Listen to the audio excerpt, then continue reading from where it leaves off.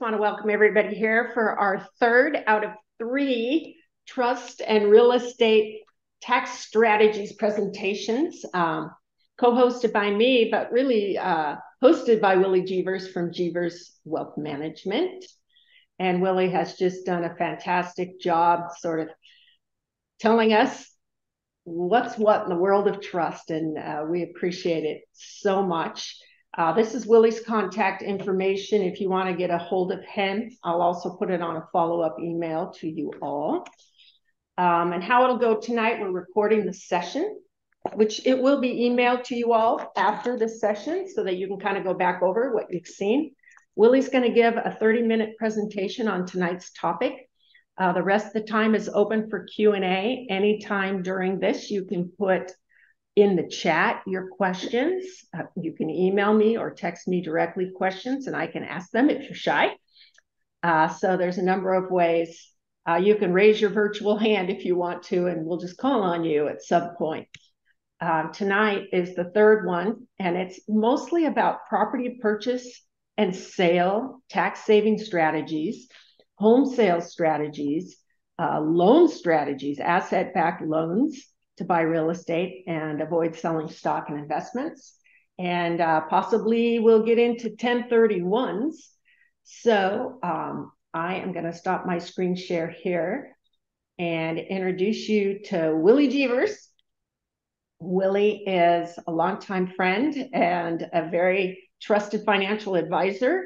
And Willie has graciously volunteered to give us all the information we need to make sound, good decisions. So welcome, Willie. You can take it away. Awesome. Thanks, Jamie. Thanks, Bill. Well, like I said, Jamie said, my name is Willie Jeevers. I'm with a firm over in Issaquah, Washington, and we work with successful families to try to help them manage their wealth and optimize their finances. And one of the questions that comes up quite frequently has to do with our house. How do we buy a house? How do we sell the house? How do we transfer the house to our kids? What about capital gains tax? What are income taxes? What about trust? What about transfer issues? What are the issues we have to worry about and think about? And Bill and Jamie and I and my wife were out for dinner this summer, and we were kind of chatting about this, and we kind of brainstormed and said, gosh, wouldn't it be kind of fun to do a class on some of the challenges and tools and strategies and issues we have to do with houses from a financial perspective. So Bill and Jamie are the real estate experts. They're very good at what they do. Just a little side note, as I was preparing for this class, I figured out that the Brackens have helped us buy or sell 5 different properties in our family over the last few years. So they're excellent real estate agents, really, really good at what they do, and beautiful, wonderful at negotiation and selling and marketing, all the things it takes to be a good real estate agent. But my expertise, my area is kind of working on the financial sides of it. So we'll try to complement what the Brackens do and hit some of those issues. So as Jamie said, we've third of a 3-part class. In our first session in September, we talked about some of the tax issues in transferring a house. What are the income tax issues? What are the capital gains issues? What about when you pass your house to your kids? The federal estate tax, the Washington state estate tax. What are the issues? How do you plan around that? And then we introduced one of the tools in the estate planning toolbox. We introduced a special kind of trust called the Qualified Personal Residence Trust, or QPERT. And we suggested that was one, again, tool in the estate planning toolbox that wealthy families with expensive houses could use to try to minimize taxes when they pass the house to their kids. Our second session in October, we focused on some titling and ownership issues. How do you own your house? What about single ownership versus joint ownership? Should you use tenant in common? Should you use community properties? What about LLCs? What about living trusts? What about permanent trusts? What are the issues involved with that? What are the pluses and minuses? What are the advantages and pitfalls to watch out for? And then we also introduced a second tool in the estate planning toolbox. We introduced a charitable remainder trust as a strategy to try to reduce taxes on the sale of a home, and as an adjunct to your estate plan to try to reduce estate taxes and produce some tax savings benefits and also maybe produce income over time. So our goal tonight, the third part of the series, is to talk about the purchase and the sale of real estate. So we're going to look at 2 different topics. Topic number 1 is how do you buy your house? What are the methods we use to finance, to pay for it? What are the ins and outs? And I'm going to walk you through some of the popular strategies that you can use. And we'll especially focus, like Jamie said, on an asset-backed loan or a security-backed loan as one alternative to help pay for a house. And the second area we're going to talk about is what about when you sell your house? So we've had fabulous appreciation in homes. Jamie and I had a conversation earlier today about someone we know whose house has gone over 10x, Jamie, and since we've known him.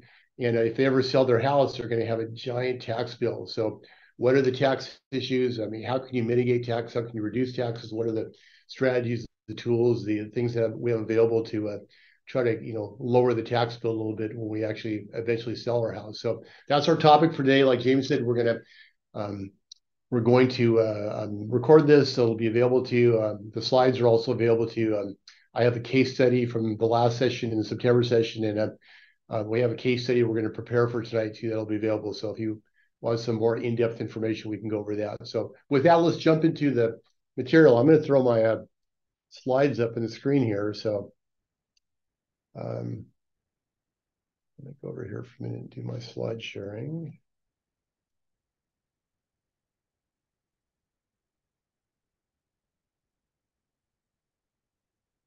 All right. Can you guys all see that okay? Yeah, looks good, Willie. Okay, good.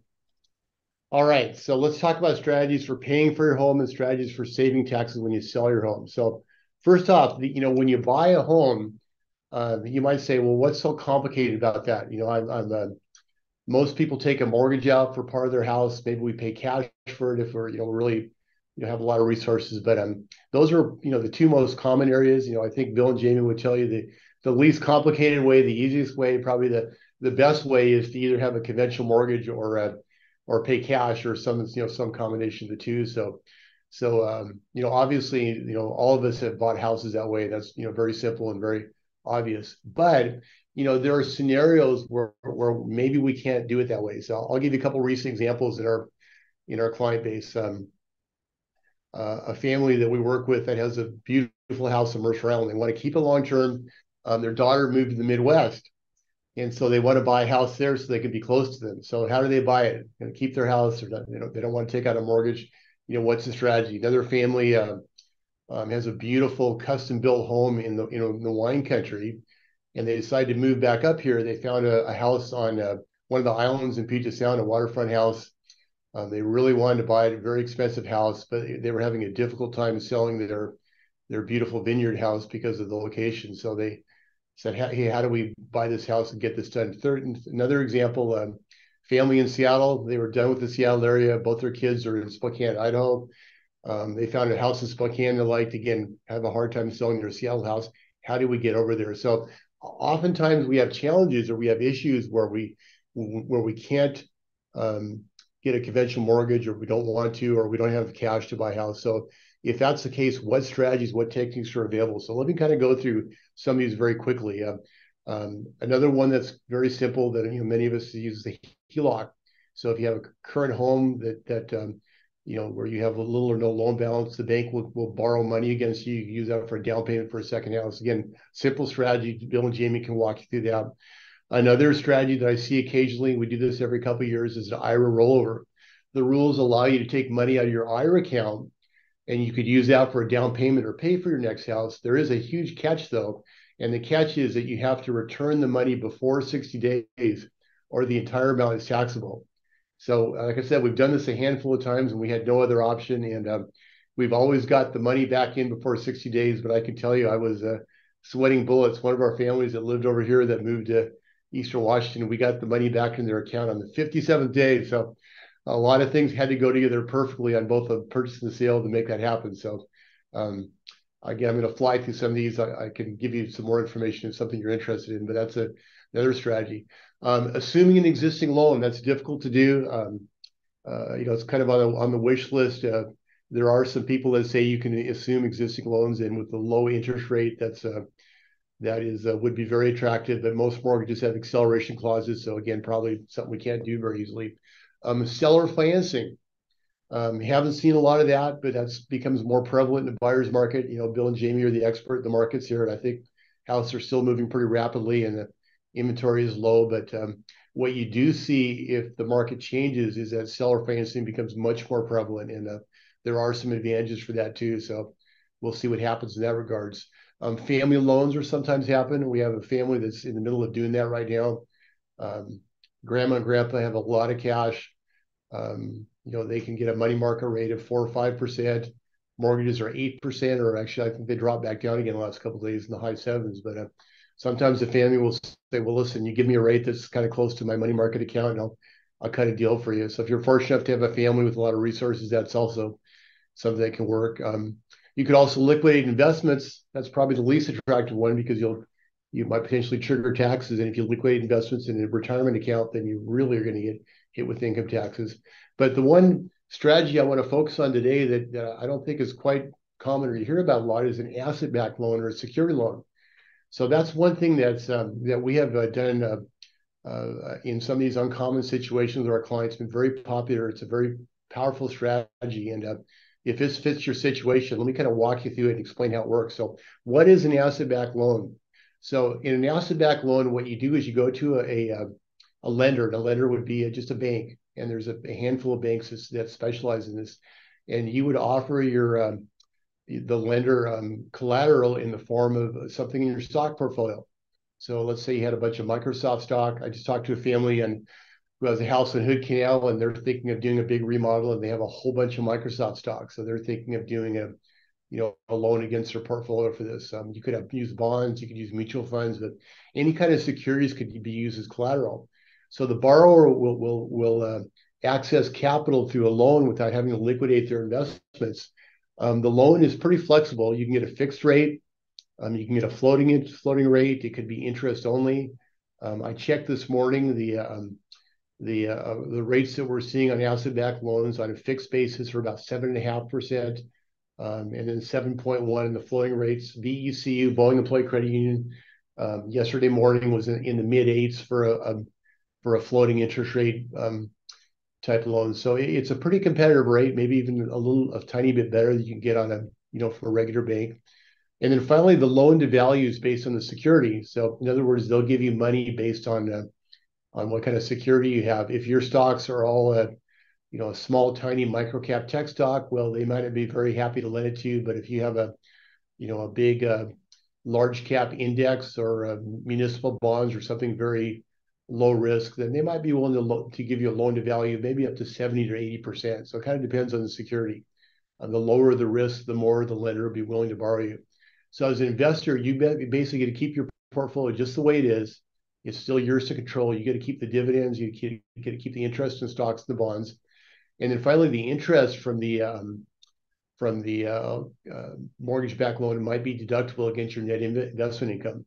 And what Jamie and Bill will tell you, and what a mortgage broker will tell you, if you take out a regular mortgage under the TJCA Act, the Trump Tax Act of 2017 or 2016, we're limited to interest deductions up to $750,000 for an acquisition mortgage. In this case, if you get an asset-backed loan or a security-backed loan and you get it for $1 million, $2 million, or even some number far more than that, it could be deductible against your investment income, not the interest for the house, but against your investment income. So there's no limit like there is on a regular mortgage.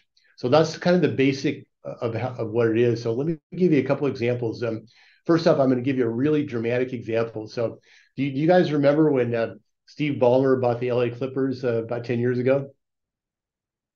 So there are many people that think that Mr. Ballmer didn't sell his stock to buy the Clippers, that he used a loan like this. So I don't know if he did or not, but it's kind of fun to think about what that might look like. So let's take a look at the numbers. So I don't know if you can see the top of the screen here. Is that showing up to you guys, the top line in 2014? Yes. So in 2014, actually, I can't see it, so maybe you can help me out here. In 2014, Steve Ballmer's net worth was, the guesstimate was about, I think it was about 19 billion. Is that the right number, Bill? 15 billion. 15 billion. Okay, $15 billion. And he bought the Clipper for $2 billion, which was the highest price ever paid for a sports team at the time. And Microsoft's share price, I believe, was about in the 40s at the end of 2014. So he could have sold shares to buy it, but what a lot of people think, what a lot of people in the financial world speculate, is that one of the big Wall Street banks said, "Hey, listen, Mr. Ballmer, instead of you selling your shares, we'll cut you a really favorable loan, and you can use the loan to buy the Clippers. So let's just say, for example, he did. Let's see how that would have played out. Well, as of today, Mr. Ballmer is one of the wealthiest persons in the world. He went from a paltry, at 15 billion to now he's worth 117 billion, or whatever the number is. The Clippers are worth, according to Statista, the Clippers are worth 4.6 billion. And Microsoft's share price today, this morning when I was researching this, was $362. So think about the impact of that. Again, let me give you the caveat. This is a super, super exaggerated example, but the point is if you if you use leverage carefully, and if your collateral keeps growing in value, you might be better off borrowing and retaining your investments than you are liquidating and selling. And that's what I'm trying to illustrate here. And you can see from the graph of the value of the LA Clippers, and you can see from the delta or the differential in stock price between Microsoft and in 2014 today, that was a really good play. And if Mr. Ballmer really did use an asset-backed loan like some people think he did, then it was a fabulous strategic move. And instead of selling his stock portfolio, he used a loan like this to take advantage of that. So again, that's outside of my realm of personal possibility, and probably most of us too at that level. But it is available to us on a smaller basis. We could use it to buy a house or a second house, and so this is a strategy that is available, if we against our investment portfolio. So let's talk about how this works. I'm just going to walk you through the implementation steps. So first off is collateral selection. So one thing you would do is you would look at your portfolio and say, hey, well, what do I want to collateralize? So I'll give you an example. We have a family that we did this for, and the husband inherited a giant block of stock from a very, very kind of blue chip old line company, and also inherited a whole bunch of muni bonds, tax-free bonds. So we didn't want to sell the stock because they had a very low cost basis, and we also didn't want to sell the muni bonds because they had fantastic rates, and they weren't going to mature for many years. So we offered that up for a collateral. The stock had a very low beta. It was kind of a blue chip, low volatility stock. The muni bonds, of course, were rock solid, and so the lender was very, very happy to offer us a very generous loan to value with a really good rate. And so we opened up the the loan with that kind of collateral. Part of the next step of the process is to take out a loan application. So this is very similar to what you do in applying for a conventional loan. Some of you guys might shudder here for a minute because if you've applied for a loan recently, you know how painful it could be. The loan application for this actually is a little simpler than it is for a conventional mortgage. So it's not painless, but it's a little bit less pages and a little easier to get through than if you went to get an FHA or a conventional mortgage with your mortgage broker. So just like any other loan, you'd fill that application out and you would submit that to them, and they would do the due diligence on you, on your creditworthiness, and of course on what they thought about the portfolio. Once they've done that, then they'll come back to you and say, okay, here's what we'll offer to you. We'll give you a loan to value of this. We'll give you this amount of money, and this is the terms, and this is what it'll look like. And just like any loan, the interest rate will be pretty much dependent on what the market rates are right now. But as I said a few minutes ago, as of today or as of yesterday, currently rates are probably just a little bit maybe more favorable than they would be in a conventional mortgage if you went to a bank or a mortgage broker. When everything's approved and the loan is in place, and then you can have two choices. What most people do is they keep the loan open and they don't take the money out, and they just wait for an opportune time. Or alternatively, you could take the money out all at once and try to use it. So again, let me give you an example of what that looks like. The family I mentioned a few minutes ago, the reason they wanted to take out one of these loans was because they had a piece of property that was next to their childhood home. Their mom still lives there, and the next door neighbor, the adjacent property, was owned by a woman who was in her mid-80s, and they've been dropping hints to her for years. Hey, if the property ever becomes available, we'd love to buy it from you. But the timing was completely unknown, and so we couldn't go to a mortgage broker and get a loan for something that who knows when we could buy it. And of course, we don't want to sell anything, but we also knew that if something happened to her, we had to jump fast. We need to be able to have instant liquidity to buy this property. So we opened up this loan. We put the collateral in place. We got approved for the loan. We got a very generous loan amount. And so the family had the liquidity to immediately jump if the property became available and they wanted to buy it. So that'd be one case study or one example. You could use something like this. Finally, once the loan is dispersed, and again, this looks and smells and feels like any other loan, you have to pay the loan back. If you pick an interest-only loan, you can just make interest payments. If it's an amortizing loan, you'd make principal and interest payments. And then you have some flexibility on picking both the term and some other issues when you set it up. So it's pretty customizable in your case. So that's the steps for doing it.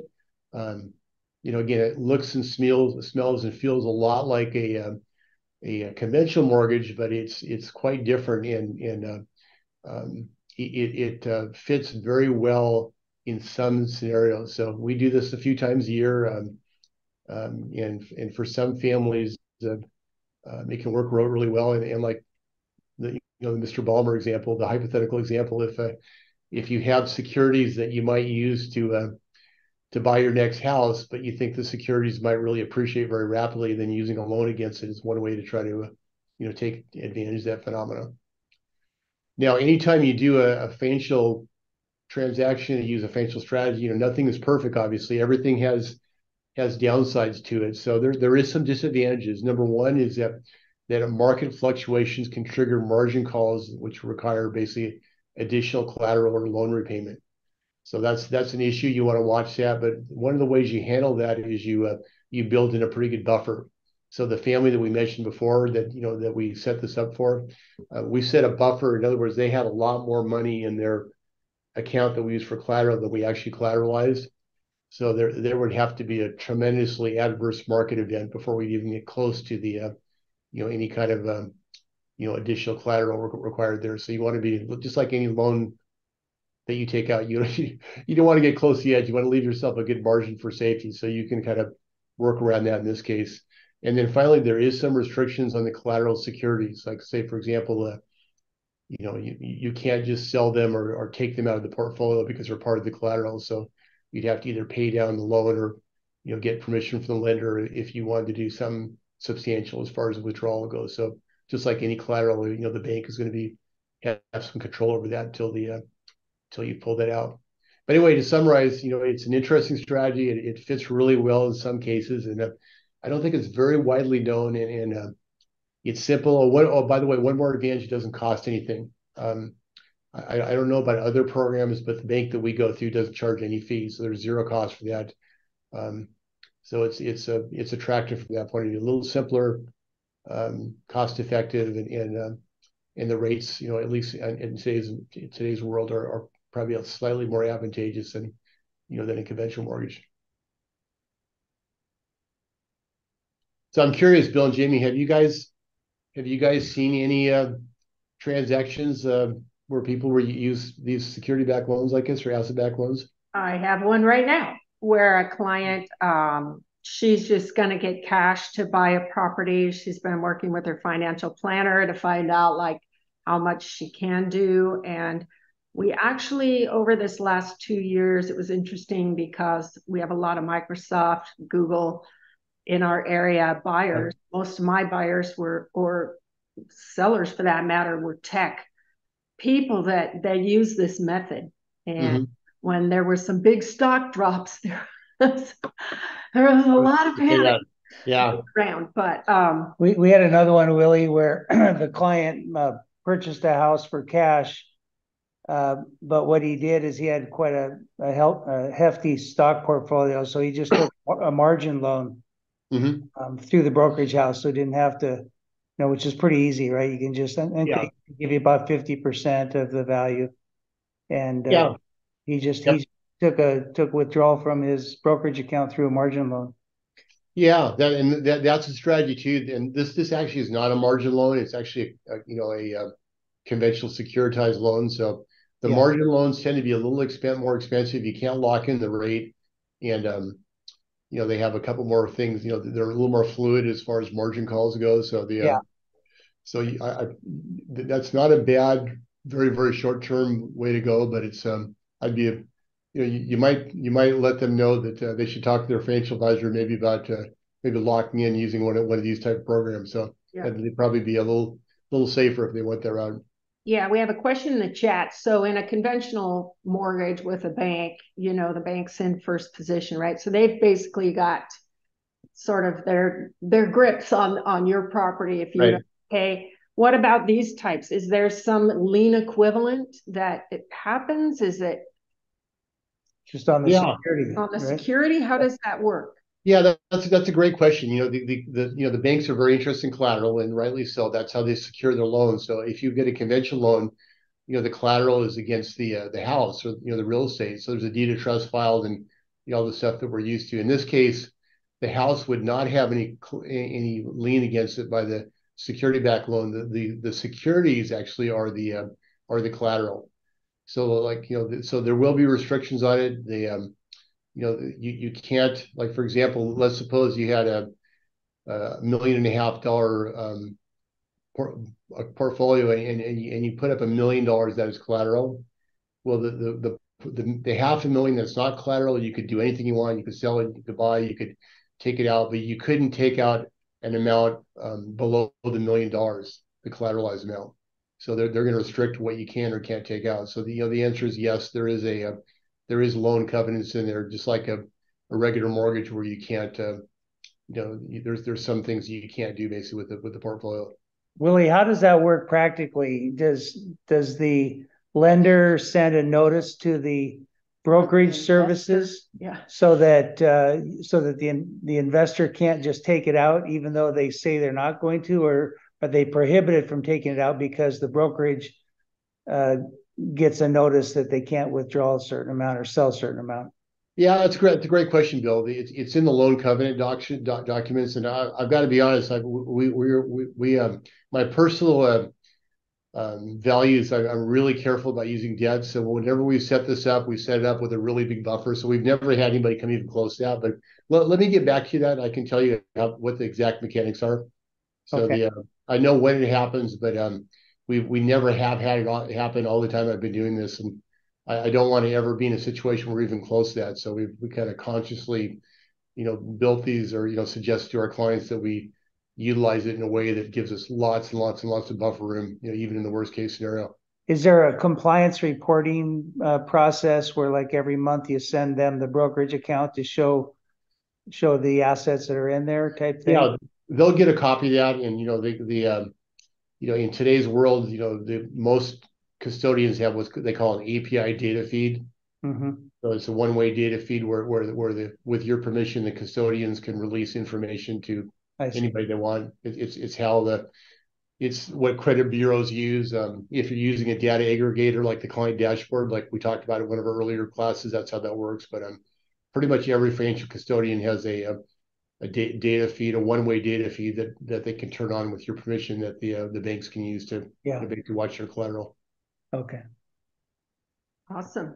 Does anyone have a question that they want to ask Willie before we go on to, will you be doing the case study, Willie, next? Yeah, I've got I actually have a couple of case studies, and they're both in my compliance department. So I was hoping it would get approved today, but our compliance people didn't get it done. But as a follow-up, we've got one. Garrett in my office, he's a CFA, has wrote a kind of a neat case study, and if anybody wants one, let Jamie know. We can shoot it out to you. I'm assuming it'll be approved sometime this week. So that sounds good. You want to stop screen share and see? I've got a few questions. One came in via email, and this was about trusts, transfer on death and beneficiary deeds. So they have a property in Colorado that the mother basically put the property into a transfer on death beneficiary deed, which would just, when she died, it would just go to her 4 kids. Mm-hmm. Now, her 4 grown kids now are in the process of settling this, I guess, right. and because you don't have to go through probate with this. And the question came up about does it present insurance issues when all of a sudden 4 people own a share in this house, right? As beneficiaries, does it present a tax event for each of the beneficiaries? You know, we talked about step up in basis before, and then find, are there any other unforeseen problems that arise in this type of transfer? And would you have any knowledge of how maybe umbrella insurance would best be handled in that situation? That's a lot of questions. I mean, Wow, yeah, that's a lot. I probably try to answer some of those. The insurance ones I may have to defer, but okay. let me try to answer that. So, kind of review we talked about last class in October. If you have a transfer on death deed for your house, what happens is when the owner passes away, so in this case, mom, the asset passes directly to the TOD beneficiary. So if it's 4 kids, the house would pass in 4 equal shares to them, and presumably they would be joint with right of survivorship owners at that point. So as far as the mechanics go, you typically would have to file with the state and give them a death certificate and maybe a letter testamentary. There's a pretty streamlined process for that. You don't need an attorney for that. Typically, there isn't any legal fees, and it happens not instantaneously, but as long as it takes to file and get that through the the local courtroom. So it's pretty simple from that point of view. What most people do. Let me ask you, Willie, if you have 3 properties, you've got 3 kids, and you want to make one a beneficiary to this property, one a beneficiary to your beach property, and one a beneficiary to your Florida property. Yeah.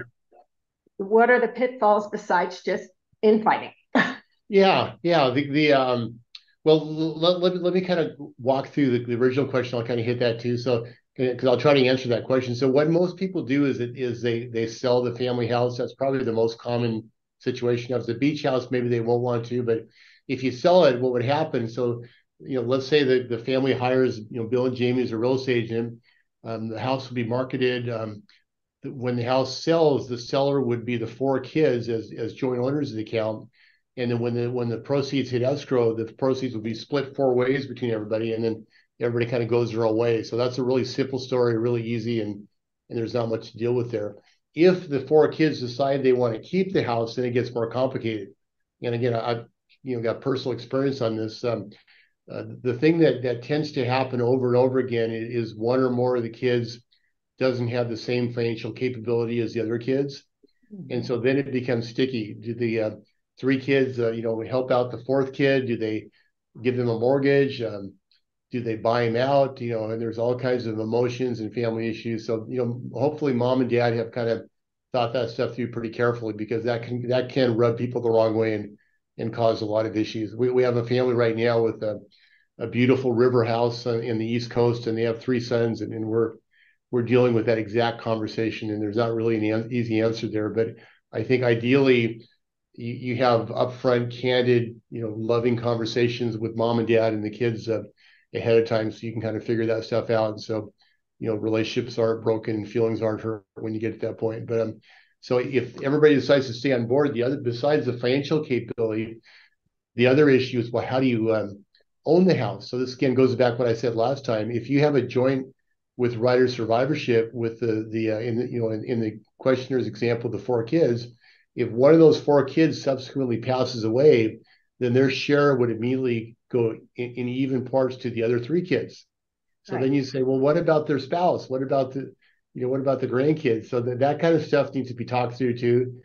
And so you want to adjust the ownership and the expectations accordingly. It's kind of a complicated thing, but the attorneys call that in stirpes versus per stirpes versus per capita. Does the remaining property go to the remaining people in the family, or does it flow down to your kids and your grandkids? So that's something you want to think through kind of carefully and think about. The other issue that comes up, Jamie, is trust funding. So let's suppose that mom and dad have a really well-crafted estate plan, and they want to fund a trust testamentally. In other words, after they're gone, and the trust will be funded as a tax planning tool. Well, if you have your assets in transfer of death designation, it'll skip the trust and go directly to the kids. So you have to be very careful. If there's a trust in place, you probably want to work with your attorney and your advisor to say, okay, do I have a plan in place that will fund my trust appropriately? So let me make this very simplistic. Let's suppose all you had was one house, and you have a trust that's supposed to be funded after you're gone, and the trust is there for tax planning. but you pass away and you've got a TOD. Here's your unfunded trust. Well, the house immediately goes to your kids, and the trust sits there empty, and the trust will never be funded. So you have to be very careful because the TOD will basically bypass trust funding. So that's another issue involved there. And then as far as taxes go, we talked about a lot about estate taxes in the first issue. So that's a really complex question. Let me kind of really lightly skip over it. If you're a Washington State resident, and or have Washington State properties, the estate tax threshold starts at 2.2 million, or just a hair under 2.2 million, and the tax rate is 10% for amounts over above that, and it goes up to a 20% tax rate. The federal estate tax threshold starts at 12.9 million apiece, and the federal estate tax rate starts at 40%. So you have to kind of check to see if you're inside those thresholds and see if it's even issue. But if it is, it ends up becoming a pretty big tax bill. And then to make things even more complicated, in 2025, the TJC Act, the Tax Job Cut Act, is going to expire. And so the estate tax rate threshold is going to drop dramatically. In other words, we'll pay a lot more in estate taxes in the future. So it's a moving target there. So I'm not sure I can give a really short, succinct answer, but the answer is it depends. But if we're below the estate tax threshold, maybe not. If we're above it, then we probably need to do some special planning. So what if I have a beneficiary deed on the property, and I want to transfer the property to Sam? Yeah. Does that trigger some kind of a tax event for him on receiving that property? If mom and dad, or in your case, if you guys are below the estate tax threshold, no. If you're above the estate tax threshold, yes. Okay. How about excise tax? Excise tax only comes into play on the sale of a house. Not on a gifting over. Okay. Typically not. Yeah, they're changing the rules. They just changed the rules in Washington. I've heard they might even raise them again. So don't. I wouldn't put it past our friendly people in Olympia to try to make that worse. But for the time being, as my understanding is, the excise tax only applies on sale for the state of Washington. So other than confusing family dynamics, having a beneficiary transfer deed, or even like beneficiary for like your bank account, can you do that for like your bank accounts and different things? Yep. Is there a downside to that? Because obviously it makes it, you don't have to go through probate. It makes things very easy. What's the biggest downside? Yeah, I would, probate is a big boogie, and it's not that simple, and it is kind of expensive, but it is what it is. For most families, it might take 4 to 6 months, and there's going to be an attorney bill, but I guess you said those guys have to live some way too. But I'd be careful about trying to arrange your life just to get around to probate. Let me give you a real life example. So the very well-to-do executive up here in the Issaquah area, had passed away, kind of relatively early. 4 kids. One daughter was very, very sharp financially, so he made her the beneficiary of a big chunk of his estate. And his thought was, hey, you know what? We're gonna, she's really capable of taking care of everything. I'm just going to let her kind of handle everything. So unbeknownst to us, his retirement accounts were set up that way. So when he unexpectedly passed, she got the whole account.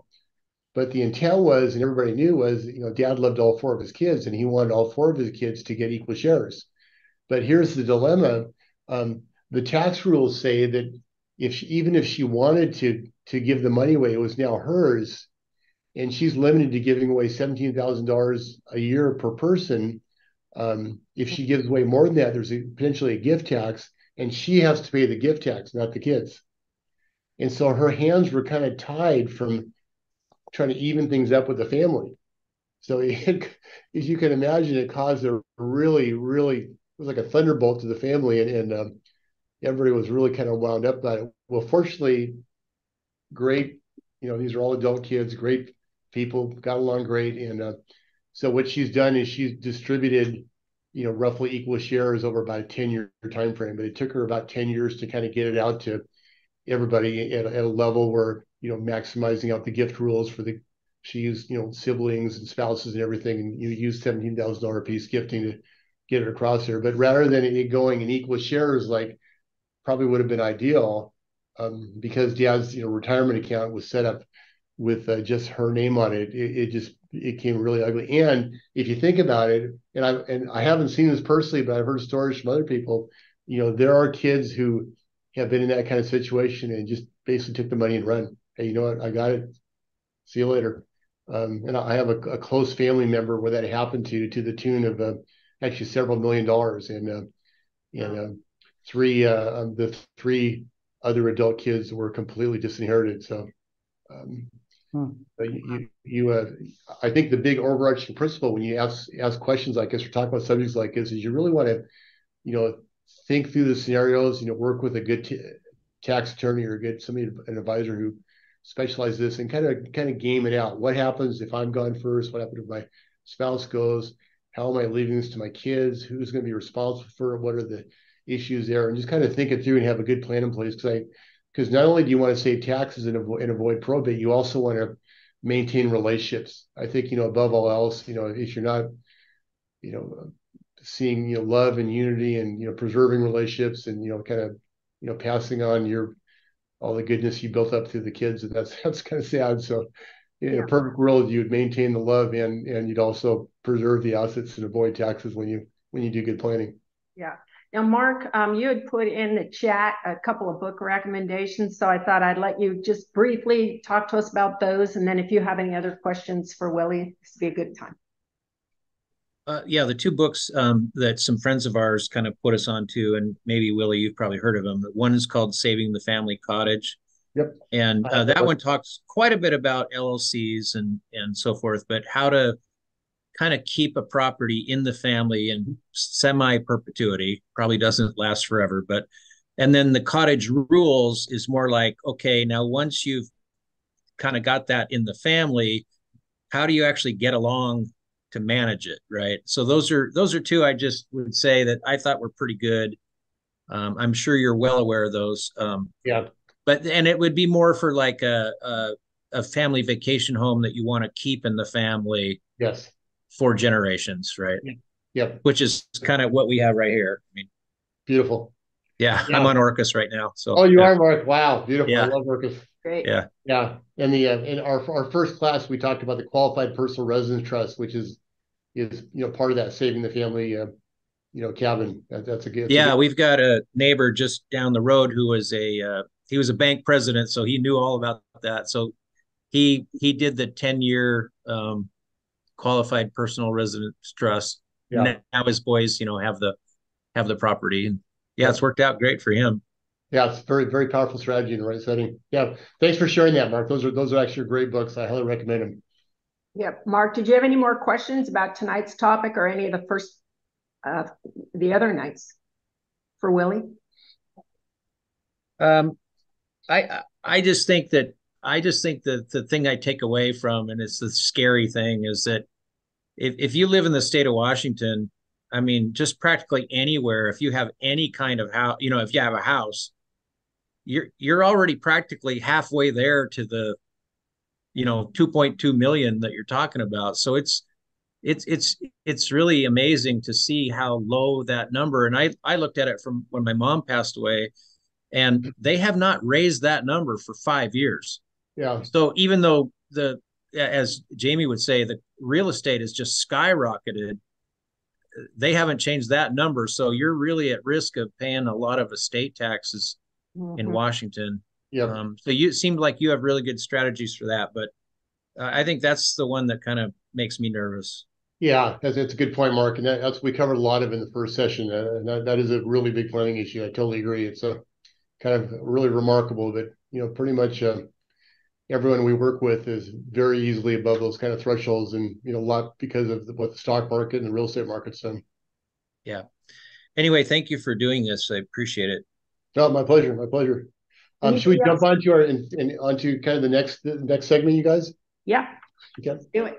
Let me jump back onto my screen here, and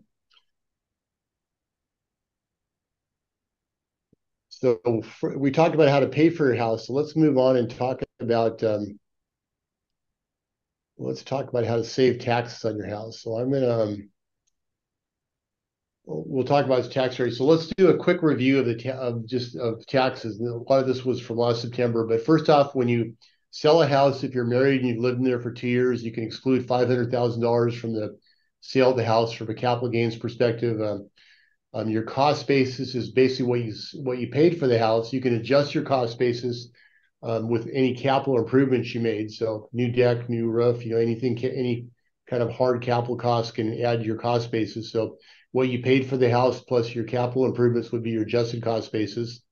There's also a step up in basis. If you own a house, let's say, and jointly in the state of Washington, one of you passes away, then the house steps up.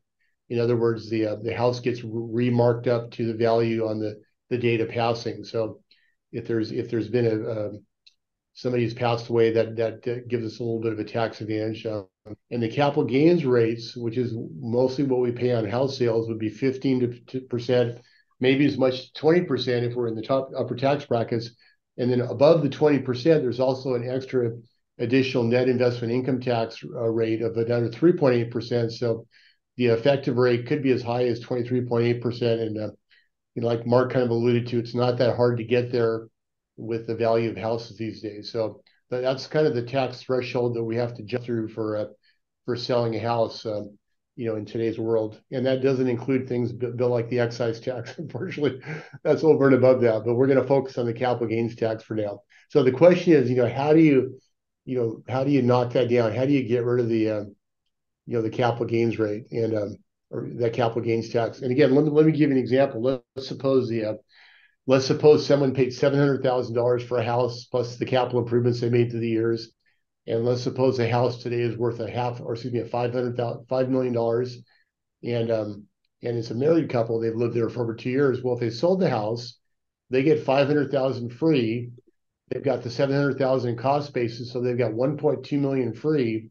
They're selling for $5 million, so the next $3.8 million gets taxed the capital gains rate, and that tax rate is going to be roughly, almost a quarter, or 23.8%. So that's almost $1 million in taxes, you guys. So the capital gains tax can be, quite stunning. And to make it even worse, your CPA will probably tell you that will probably push all the rest of your income up to the highest possible rate too. So we get, kicked in the stomach pretty hard for on the sale of the house. So again, the key question before we even think about selling, before Bill and Jamie list your house is, well, what can we do to try to mitigate that tax? So I'm going to walk you through a bunch of strategies. I'm going to specifically focus on one called direct indexing. But before I get there, let me walk you through some of the important steps you can take. Well, the first one, the simple one, is to have good record keeping.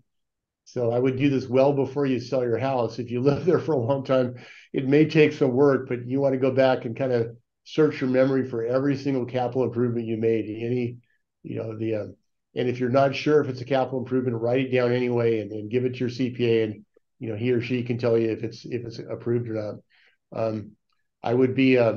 I'm very careful about staying within the rules. That's kind of my personality. But I would say this: in all the years I've been doing this, I've been practicing for almost 30 years now. I've never seen a client get audited on capital gains on selling a house. So, if you keep good record keeping, then I think you'll be okay based on my experience on that. But anyway, the goal is to find as many capital expenses you've done to the years to try to move up your cost base and reduce your tax.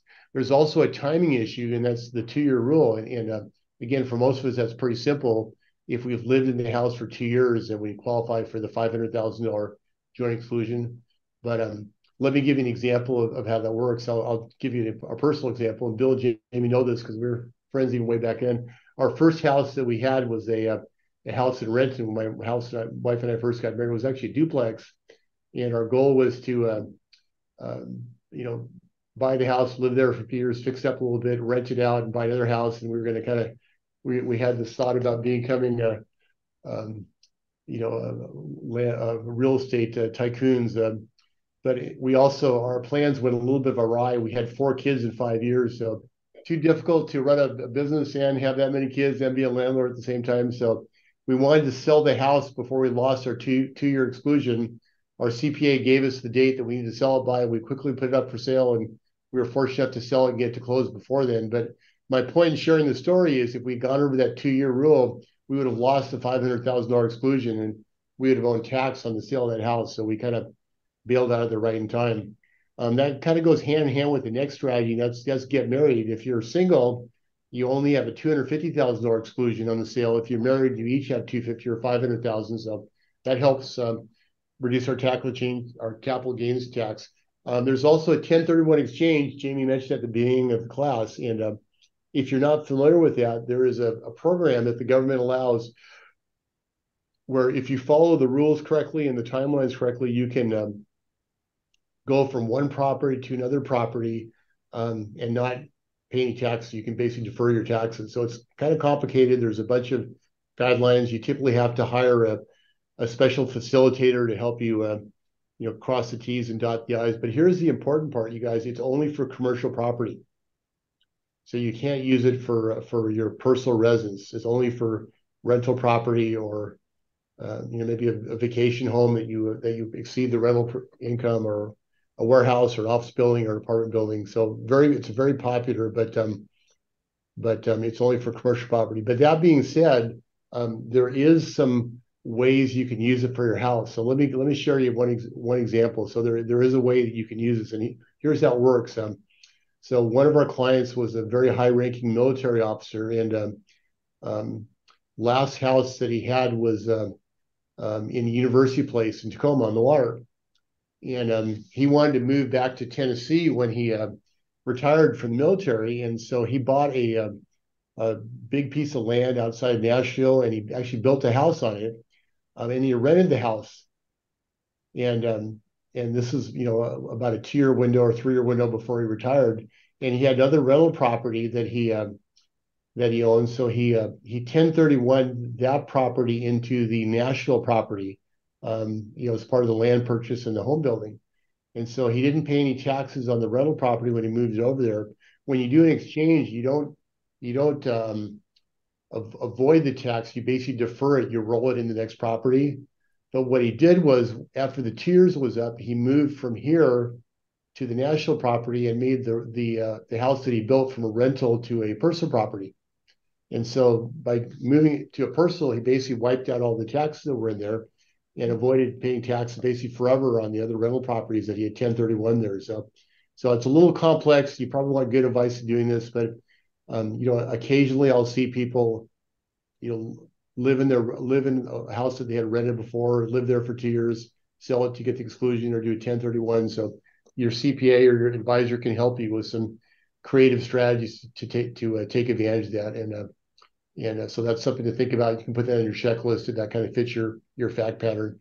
Another thing you can do is accelerate charitable gifts. We oftentimes counsel families we work with, hey, if you got a big tax bill coming due because you're selling something or some kind of other event, maybe you think about the gifts that you plan to make next year and the year after, maybe even the next 3 or 4 years, and let's bunch all those today. Let's accelerate those today into the year you're making the sale, and try to create more deductions that will kind of reduce some of the pain from the taxes. So again, check with your CPA or tax preparer on that, but that oftentimes works well for a lot of people. And if we make the next few years gifts all at once, we can get some benefit that way.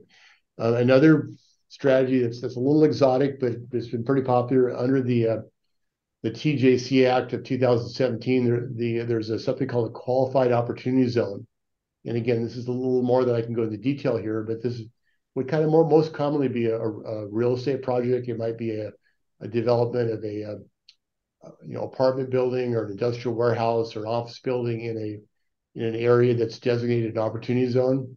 And there's some special rules available there. If you go into the opportunity zone with the proceeds from your sale, you might have the potential to defer your capital gains, and the potential is to defer them for as long as 10 years. This is going to go away, or scheduled to go away, at the end of 2025, I believe. And again, there's a whole bunch more than I can cover there, but we have seen some families do this with sale of securities or sale of property. So that's something else to look at. You'll put that on your checklist as something to talk about kind of fit your interests. But the one I want to talk about today that's really accessible that we can all use, and I think is really powerful and quite underused for capital gains reduction is something called direct indexing. It's becoming more and more popular. If you Google that name, you'll see a bunch of hits on it. We've actually been using it for years. It's a pretty simple concept, but it's very powerful. So let me explain what it is and how it works. If you have a portfolio of let's say, for example, mutual funds or index funds, those investments, might go up or down over the course of the year. But if you kind of reduce it down, let's say you had 3 index funds and the market was up, as of today's date, pretty good chance that all your stock index funds are up for the year. But you might recall we had a really big downturn in the springtime when we had the Silicon Valley Bank collapse failure. About 30 days ago, the market was looking pretty gloomy. The S&P is up about 14% the last few weeks. So we've had some pretty significant fluctuations so far this year. But if all you have is a mutual fund, there's really not any way of taking advantage of those fluctuations by harvesting tax loss. If you build a portfolio of stocks, built to mimic the index, like say, for example, to mimic the S&P 500 index, anytime during the course of the year when the market goes down or when an individual stock goes down, you could actually harvest that tax loss. And because the stock market is so volatile and it goes up and down so much, even in a year when the market's up for the year, there are typically many opportunities to harvest tax losses. And what it means to harvest the tax loss is to sell the stock and then buy it back in 31 days, or sell the stock and swap it for a similar stock. And again, this is really simple stuff, you guys. It's been the tax code for years. It's completely above board. But if you do it properly, you can harvest losses. So if you think about the contrast, you buy something on January and you hold it December 31st, the market's up 10%, we get a 10% return, but you get no tax losses. If you hold what's called a direct indexing account, you can start on January 1st, maybe on December 31st, you're up the same 10%, but you might have been pulling losses out of the market, every time there's a downturn, and you could potentially create a whole bunch of capital losses that you can use. So here's the explanation. It's an investment strategy that allows investors to build a custom portfolio of individual stocks with the goal of replicating an index, and it provides great flexibility compared to mutual funds or ETFs. So the implementation steps are: you build a custom portfolio. Like, let's say, for example, you pick the S&P 500 index or the Russell 1000 or the Russell 3000. You would build a subset of stocks that are meant to replicate the index, and this portfolio could be funded with cash or with securities. Throughout the year, the portfolio will be tax loss harvested as stocks drop due to market conditions. And again, this creates realized capital losses that you might be able to use offset gains, for example, on the sale of a house. And then finally, you would reinvest anything you sold back in the portfolio to try to maintain the integrity of the portfolio and to keep tracking the index. So you might say, well, gosh, that's a lot of talking. What does that mean to me? So let me show you a real life example. Here's a graph I'm going to pull up. And I'm going to use 2020 for an example. So can everybody see this okay? Okay, so yeah. Think about 2020, right? It was in January 2020, I was as optimistic as I've ever been in all the years I've been doing this. I wrote a newsletter to our clients actually saying that I was actually, I thought all the conditions looked fantastic, but we got blindsided, you guys. And remember what happened? We got the COVID bug, and a few weeks later, March 2020, the U.S. economy shut down, the world shut down, and the stock market had one of the fastest drops in history, and we dropped about 37% in literally the matter of a few days. It was nothing like I've ever seen before.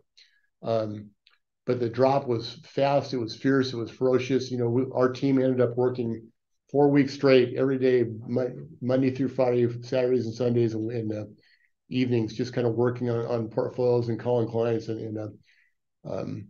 But the good news for the investors is the market recovered, and the crazy thing is we ended up having a really good year for the year. The market was way up for the year. In fact, if you invested your portfolio in January and you closed your eyes and went on a long vacation on a deserted island, when you came back at the end of And 12 months later, your portfolio was up over 18%, and you didn't know about all the craziness that happened in the meantime.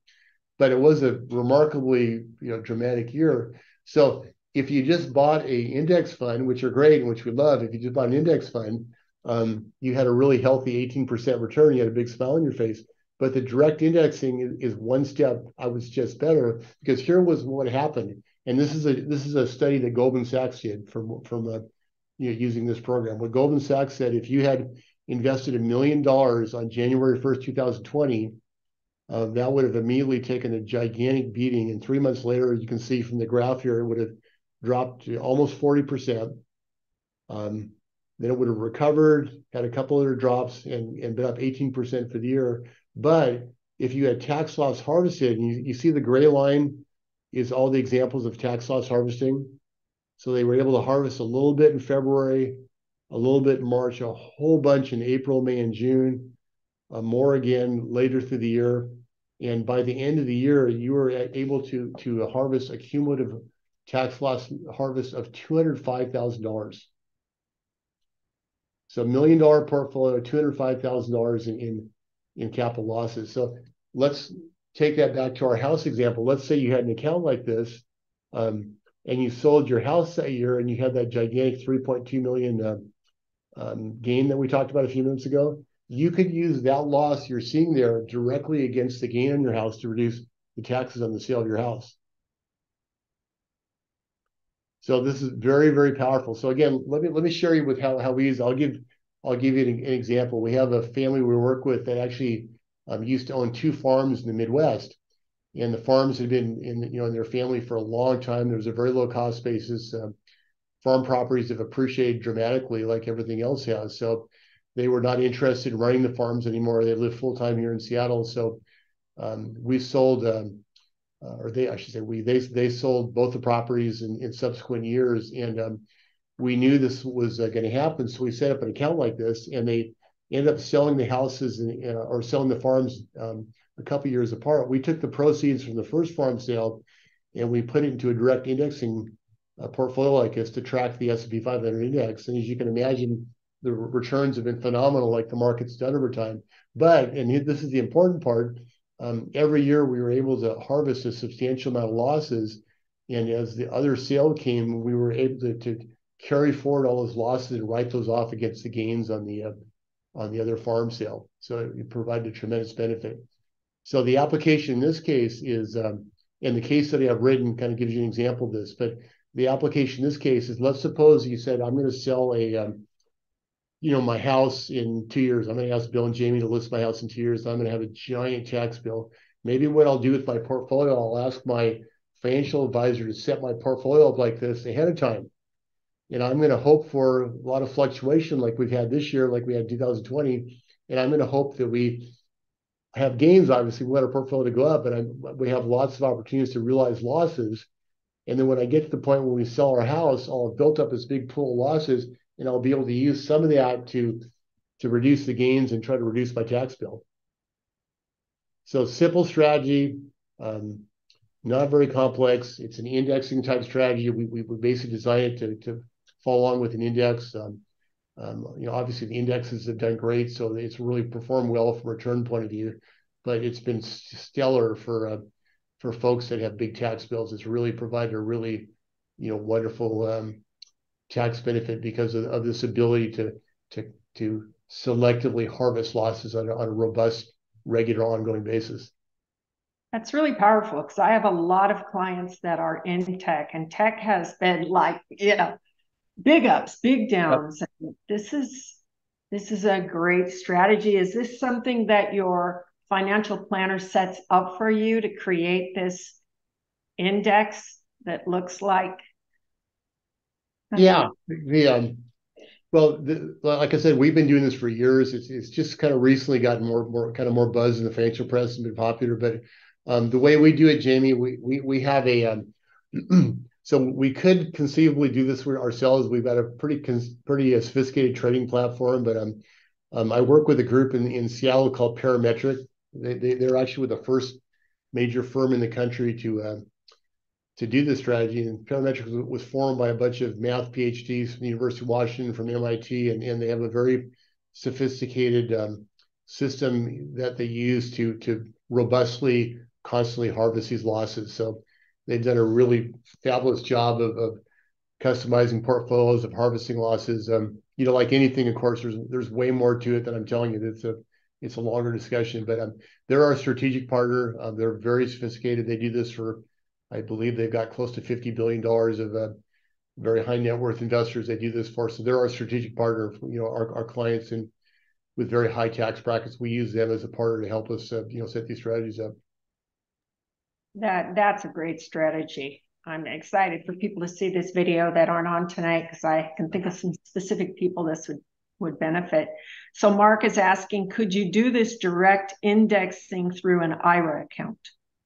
Well, you could do the strategy, but an IRA is tax deferred, so everything inside the IRA comes out as ordinary income. So we can't really use the tax loss, unfortunately. So it's a great idea. I wish we could. A lot of us have significant assets in retirement accounts or IRA accounts or qualified accounts, but it's really only helpful for pools of non-qualified money. Any other questions? You have a question? All right. Does anybody have a question at this point for Willie that you'd like to ask? Just go for it.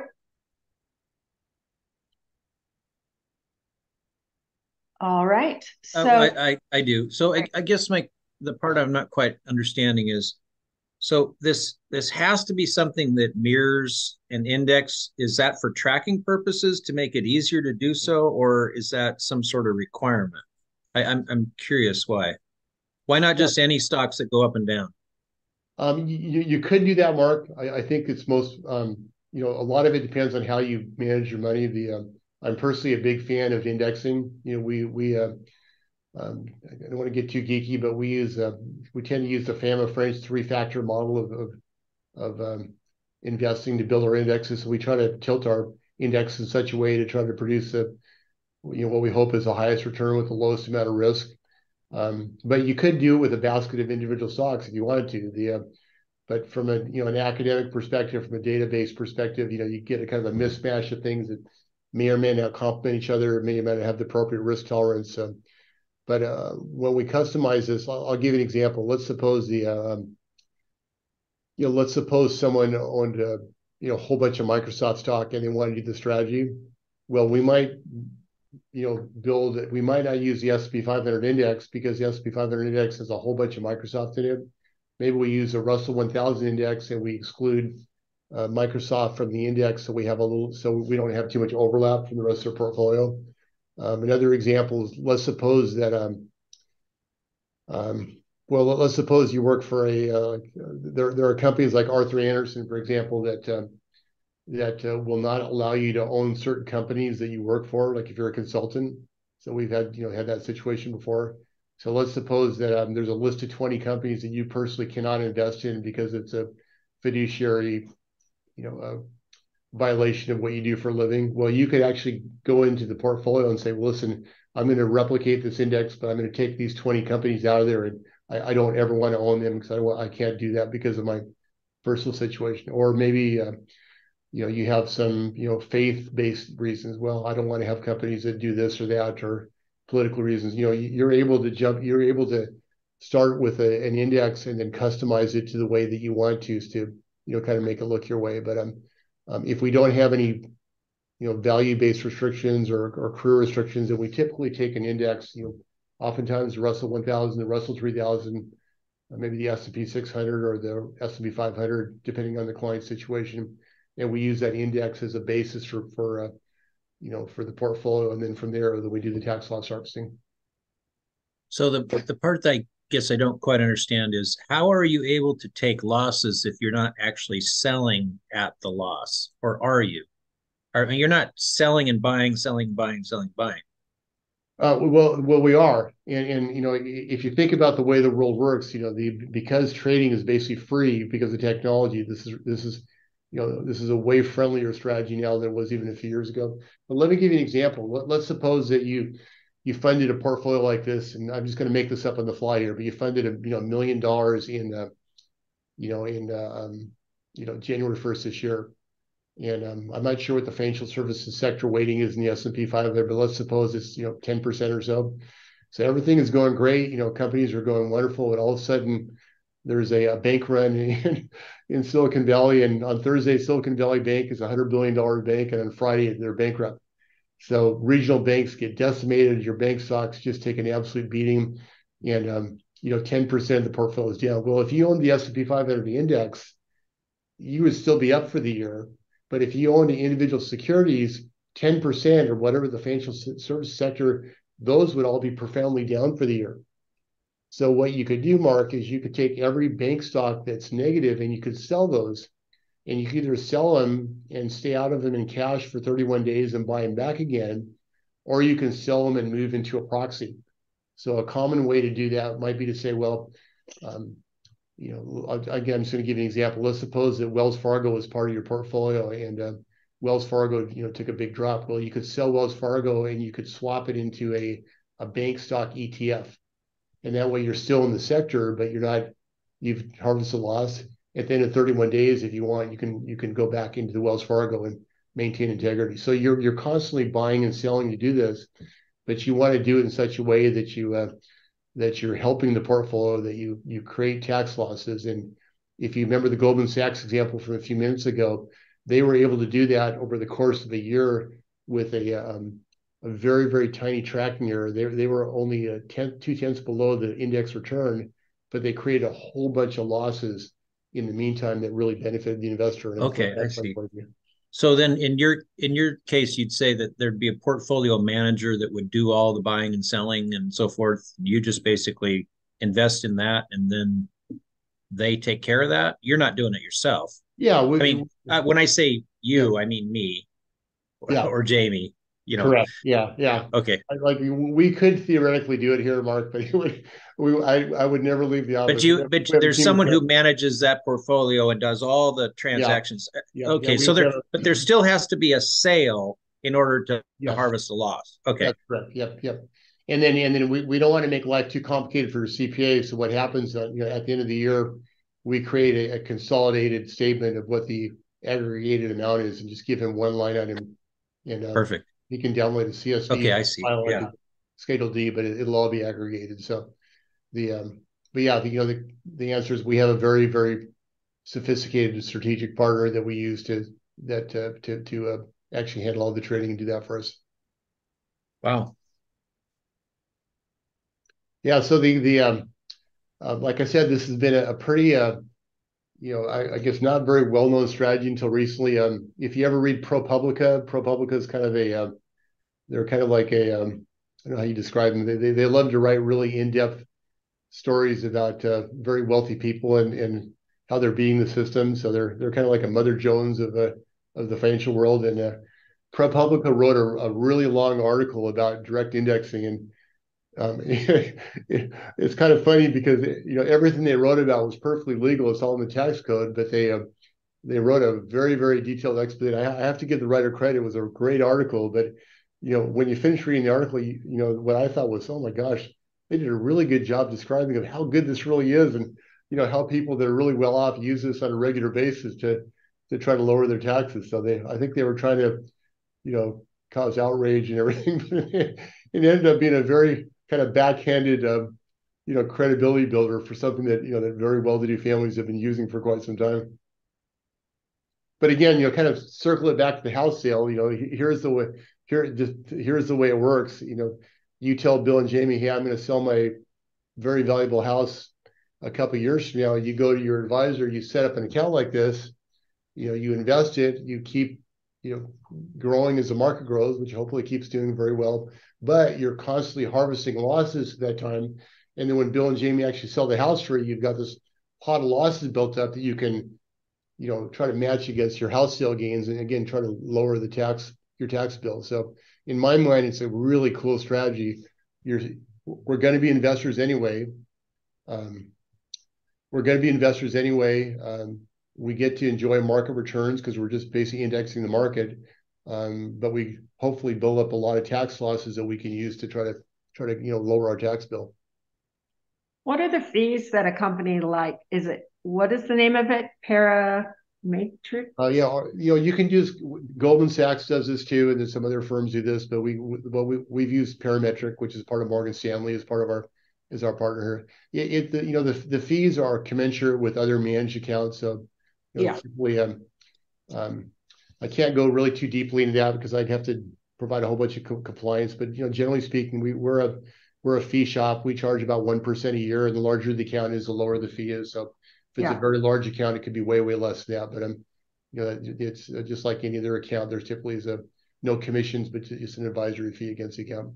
Yeah, pretty much everybody on the east side has an asset that's worth over $1 million in their house. So for somebody like Patty and Mark, who've been in their house a really long time, and they have tons of equity in the house, and all this price escalation, it would be really good to be able to have something like that set up where they can offset some of their tax burden when they sell their house. Yeah, I think we have seen it work really well with the number of families we work with, so I can vouch for that. Anybody have any questions about this strategy? All right. Do you have anything else, Willie, that you want to share with us before we wrap up? Let me just summarize. Again, it's if you're going to sell your house, talk to Bill and Jamie. Obviously, they're great, but the more proactive you can be in your planning, I think the better off you're going to be. If your house has a lot of equity and you're above that $500,000 exclusion, then you could be faced with a pretty big tax bill. So anything you can do ahead of time to plan around this would be to your benefit. So the list I gave you is not exhaustive, but it's a pretty good list of things you could do. So take us to your CPA, go see your advisor. We'd be happy to meet with you if you have some questions on this. But these are the kind of things you want to kind of think of ahead of time. Taxes are the biggest fee you'll ever have in your life. Dwarfs anything you pay your CPA or your attorney or advisory fee. So anything we can do to lower our tax bill is very, I think, productive for our financial life. So we want to try to be as proactive as we can on that. So, Willie, if you're selling your large home and downsizing, is there any exclusions if you're a senior over a certain age? Yeah, gosh, I wish there was. It'd be nice if they gave that to you. But long ago you could sell and roll some of your gains to another house. That went away, literally decades ago. So the only freebie we get now is we get the $500,000 exclusion if we're married, but there's really no senior exclusion. Even if you're in a very low income bracket, the capital gains gets added to your tax return, via your Schedule D, and becomes part of your taxable income. So I'm not aware of any other strategy you can use there. If you have a giant gain, it kind of is what it is. So it's a nice problem to have, but you're probably going to get hit with a pretty good bill unless you do some special planning. Yeah, 500 is nothing. I know. That's I read and a lot of people, as they get older, they want to downsize. They want to go to the small Rambler or something like that. How long have you been at your place, Peter? Since what is it, 98? So 25 years? Yeah. Yep. Yep. That's about how long I've lived in Issaquah too. So I understand that. Yeah, it's a nice problem to have, but it's also kind of painful too. So we just have to work within the system they've given us, and the strategies I mentioned probably are some of the most common and most powerful ones to try to reduce the tax burden a little bit.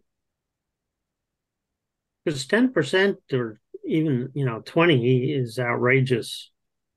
I agree.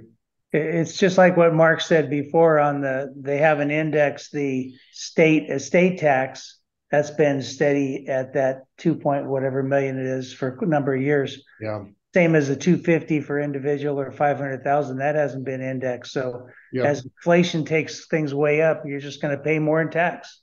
Yeah. When you sell. I think it's part of the plan. Yeah. They don't raise those, but they raise the taxes, right? Yeah.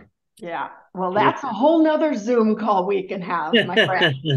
So, well, you know what, Willie, we appreciate your wisdom, and we are so grateful that you've spent this time helping us out. You guys, if you have other questions that pop up or crop up and you want to talk to Willie or me, and you know, feel free to email us. We can link up together individually, get some of those questions answered. But I would say if you right now do not have a financial advisor, please, please, please consider getting one, and definitely consider having Willie be the one, because I trust him so much. And I think, you know, in this instance, in these times, you need people you can trust, who have your best interests in mind, to advise you on these things. And, you know, Willie would be my number one. So if there are no more questions, we'll go for the night, but I want to thank you all. I am going to send all 3 Zooms to you. So if you've missed any of the nights, you can review, you can go through them. If you have questions, you can go ahead and pop them to me or Willie. Our information is at the end of every Zoom. So you can find us. We're out there. So thank you so much, Willie, for all the work you've done and all the advice you've given us. It's deeply appreciated. Yeah, great work, Willie. Absolutely. Happy to help. And just repeat what Jamie said. If you have anyone have any questions, feel free to reach out. My emails. They're happy to answer any other for follow-up questions you might have. So I hope that you can take this information and use it to your benefit. And we're all the best wishes for a lot of success.